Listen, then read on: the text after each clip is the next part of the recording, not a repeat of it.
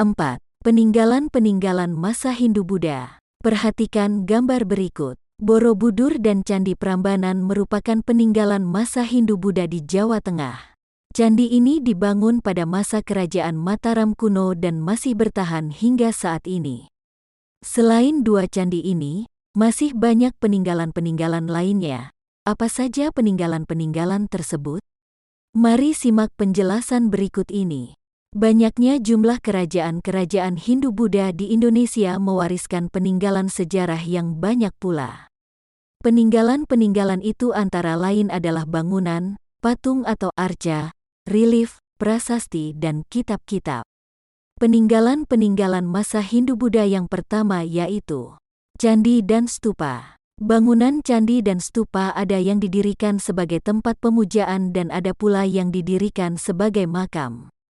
Bangunan yang digunakan agama Hindu contohnya antara lain Candi Prambanan, Candi Sukuh, Candi Canggal, Candi Gedong Songo. Adapun bangunan yang digunakan agama Buddha contohnya antara lain Borobudur, Mendut, Sewu, dan Plaosan. Peninggalan-peninggalan masa Hindu-Buddha yang kedua yaitu Gapura. Gapura adalah bangunan berupa pintu gerbang. Gapura ada yang beratap dan berdaun pintu dan ada yang menyerupai candi terbelah dua. Gapura yang beratap disebut Paduraksa dan yang terbelah dua disebut Bentar. Contoh bangunan Gapura diantaranya adalah Gapura Wuringin Lawang di Trowulan peninggalan Kerajaan Majapahit.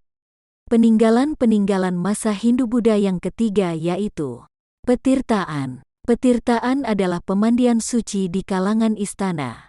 Misalnya, Petirtaan Tirta Empul dan Jolotondo. Peninggalan-peninggalan masa Hindu-Buddha yang keempat yaitu patung atau arca. Bentuk patung Hindu tidak sama dengan bentuk patung Buddha. Patung Hindu umumnya berbentuk dewa-dewi, tokoh, dan makhluk mistik. Misalnya, patung Raja Air Langga berbentuk patung Dewa Wisnu sedang menunggang Garuda, dan patung Kendedes dalam wujud Dewi Prajnaparamita. Adapun patung Buddha, bentuknya mewujudkan Sang Buddha Gautama sendiri.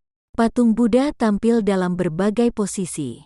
Misalnya, sikap Dhyana Mudra yaitu sikap tangan sedang bersemadi atau sikap Wara Mudra yaitu sikap tangan sedang memberi anugerah. Peninggalan-peninggalan masa Hindu-Buddha yang kelima yaitu relief. Relief adalah seni pahat pada dinding suatu bangunan atau candi. Relief itu melukiskan suatu cerita. Contohnya adalah cerita Ramayana yang dipahat pada dinding Candi Prambanan. Peninggalan-peninggalan masa Hindu-Buddha yang keenam yaitu prasasti. Prasasti merupakan tulisan pada batu yang memuat berbagai informasi tentang sejarah dan peringatan atau catatan suatu peristiwa. Misalnya, Prasasti Canggal, Prasasti Ciaruten, Prasasti Talang Tuo, dan Prasasti Kota Kapur, dan lainnya. Peninggalan-peninggalan masa Hindu-Buddha yang ketujuh yaitu kitab. Kitab merupakan karangan berupa kisah, catatan, laporan tentang suatu peristiwa atau sejarah. Isi kitab tidak berupa kalimat langsung melainkan rangkaian puisi indah dalam sejumlah bait. Ungkapan dalam bentuk puisi ini biasa disebut kakawin. Kitab-kitab peninggalan masa Hindu-Buddha antara lain adalah Kakawin Bharatayuda karya Empu Sedah dan Empu Panuluh, Kitab Negara Kertagama karya Empu Prapanca, dan Sutasoma karya Empu Tantular. Bentuk lain peninggalan masa Hindu-Buddha adalah pertunjukan wayang dan upacara keagamaan yang masih dapat kita saksikan hingga saat ini. Pertunjukan wayang merupakan perpaduan dari seni pertunjukan, seni musik, seni peran, seni sastra, dan seni rupa. Pertunjukan wayang biasanya diiringi oleh alunan gamelan. Dalang menjadi tokoh kunci dalam pertunjukan wayang. Dalang berperan dalam menentukan jalan cerita, memerankan tokoh-tokoh dan mengatur seluruh pertunjukan.